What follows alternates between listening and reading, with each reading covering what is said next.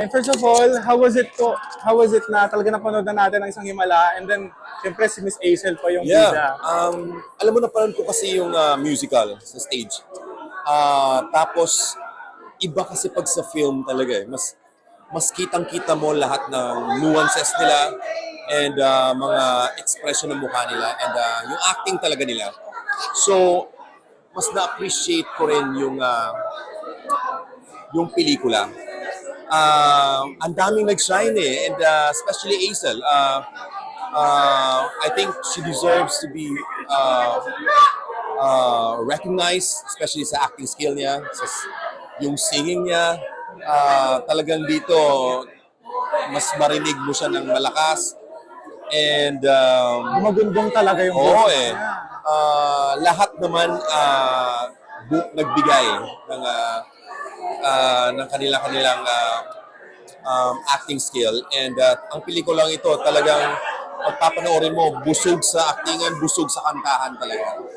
And the material itself, given na talagang maganda ang material. And magaling ang director, Director Jokno. And of course, ang music ni Vince De Jesus. So, nakaka-proud lang na our local theater ay na material ay nabigyan ng ganitong platform sa pelikula naman. Ikaw ba, Mark, dream mo rin ba na magkaroon ng ganito? Yung parang, siguro ang dami mo naman ginawang musical. Yes. Pero Alam mo, sana movie na. Alam mo yung isa kong gustong sana maging pelikula rin? Kung napanood mo yung Noli Me Tangere ni Mr. Ryan Quevedo, Mr. C, Yes. na ginawa sa Tanghalang Pilipino, perfect din yun na gawing pelikula. Hopefully dumami pa, no? Sana Oo, ma-appreciate pa sana. ng mga tao simula dito, di ba? Yeah, Kasi yeah. yung sa Hollywood naman, yung Wicked, talagang Oo, eh. pinag-uusapan din. Oo, Sana eh. maging ganito rin yung outcome. Sana maging magandang umpisa ito for the theater industry. Ito, Sir Mark, naususahin lang kita, parang nagkomento ka dun sa ano ni Sarah Geronimo, yung performance niya. Parang agree ka ba doon sa, ang dami kasi nag-bash or No, maraming sa performance niya. Alam mo, nag-comment lang ako dun sa video kasi pinanood ko, na-enjoy ko kasi yung performance ni Sarah. Minsan lang kasi Then while I siya was reading the comment section lang, tinignan ko, hati. or no, merong nag-repost, yun yata yung napanood ko eh, yung nirepost niya, and then may sinabi siya na parang basta may sinabi siyang hindi maganda.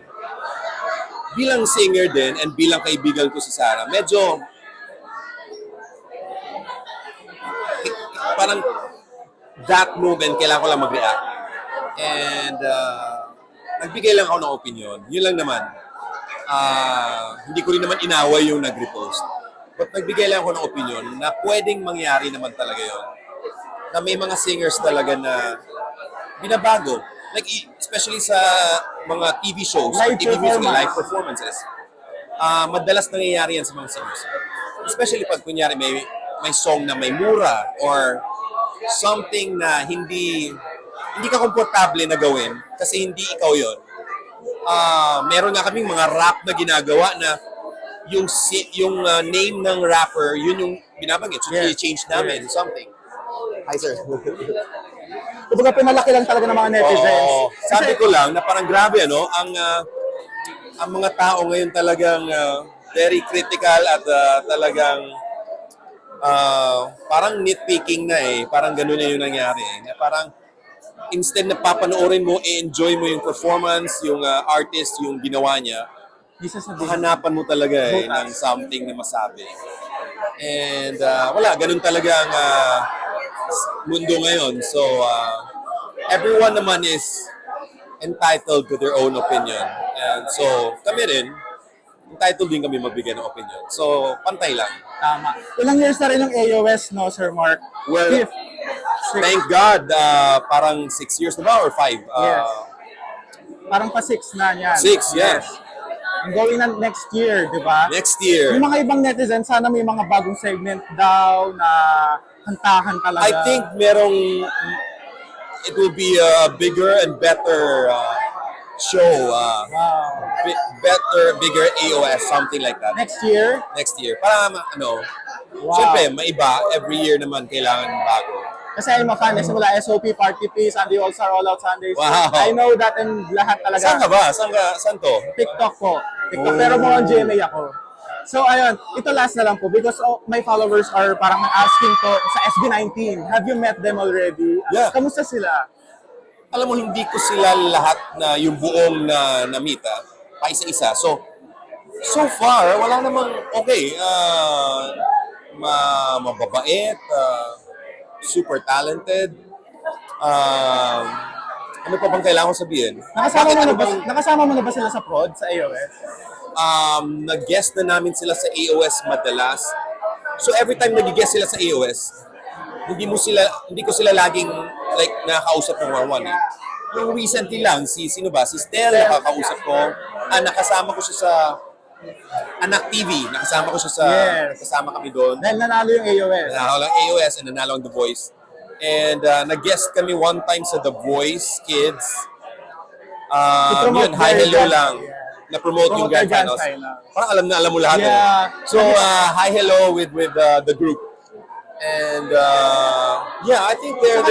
Sino yung gusto mong makaduet o makasama sa performance? Oh, that would be siguro si Stel. Kasi mataas ang boses niya, malaki ang boses ko. Malaki ang boses ko. Baka mag-blend kami. So, we don't know. Hopefully, we can watch it sa AOS, di Diba? ba? So, but they're all good. They're all talented. May kanya-kanya silang strengths. And I'm just so happy for them. Any upcoming songs or concert that you can share? Next year, Valentine concert. Wow. Sa Manila Hotel. So, abangan nila yun. And yeah. Thank you very much, sir. Pepe Jokno. And our national artist for film and broadcast and the writer of Isang Himala, Mr. Ricky Lee.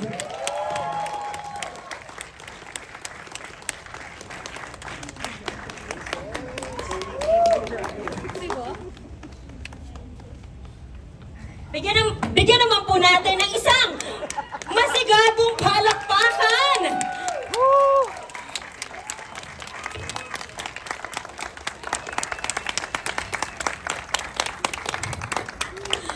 At sa ngalan po ng bumubuo ng Isang Himala, ako po si Divine. Thank you and see you all at the cinema beginning December 25, 2024. Unahin natin ang Isang Himala sa pagbubukas ng 2024 Metro Manila Film Festival at suportahan po natin ang pelikulang Pilipino. Maraming salamat po.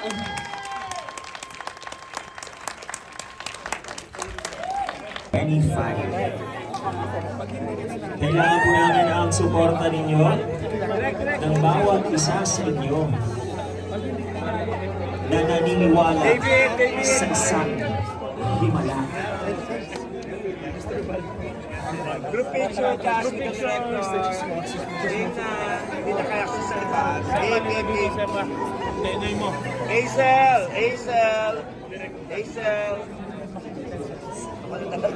Mars.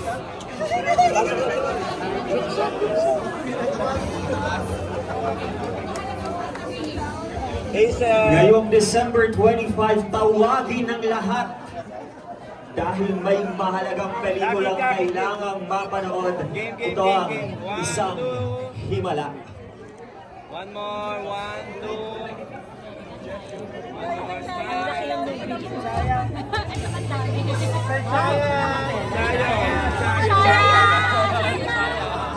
Sa labas po ay may mga kaibigan tayo from the media and press na nais mag-interview sa inyo tungkol sa experience nyo ngayong gabi sa pagsaksi sa Isang Himala.